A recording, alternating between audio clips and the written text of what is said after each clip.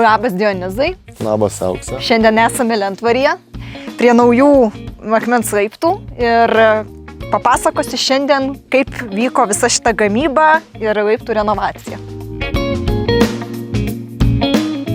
Tai šiandien mes pas poną Petrą keitėm jam senus laiptus į naujus laiptus. Iššūkių buvo nemažai. Prieš tai buvo sudėtos plytelės.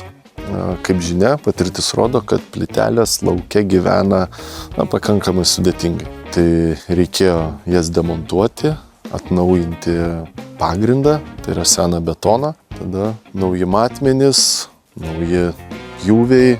Kuo dabar geriau yra tas granitas negu tos plytelės? Iš praktikos mes esam tokį dalyką jau atidirbę, pastebėję, kad granitas, natūralus akmuo lauke gyvena daug geriau. Kodėl?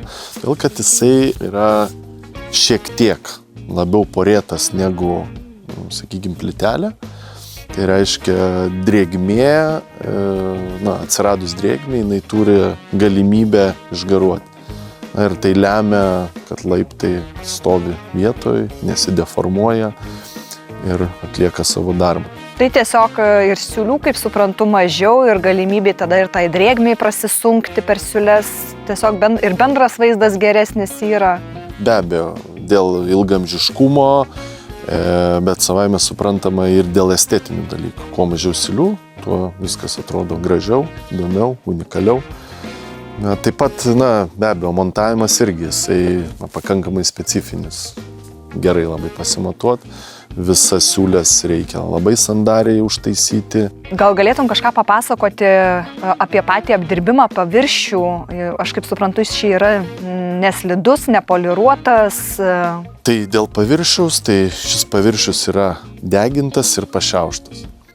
Jeigu pilnai degint, tada trūksta šiek tiek sodrumo akmenyje, o jeigu jisai yra degintas ir pašiauštas, jisai gauna sodrumą ir ryškumą. Kiekvienas projektas yra individualus, su savo iššūkiais ir niuansais atsirandančiais, bet prie šio projekto mes praleidom taip geras 2 savaitės. Čia su betonavimu ir dengimu, taip? Taip. Ačiū labai, Dionizai, už apžvalgą. Iki kitų susitikimų. Ačiū, Aukse.